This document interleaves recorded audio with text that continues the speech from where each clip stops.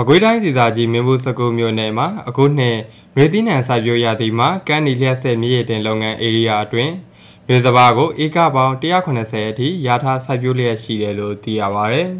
။အဲ့လိုစိုက်ပျိုးရမှာကမ်းနီဆိုလာလျှက်ဆက်မြေရည်တင်လုပ်ငန်းဧရိယာရှိကွင်းအမှတ်1413 1426နဲ့1429တို့မှာရွေစပါးကိုဧကပေါင်း190အထိစိုက်ပျိုးသွားမှာဖြစ်ရာအဆိုပါစိုက်ကွင်းအတွင်း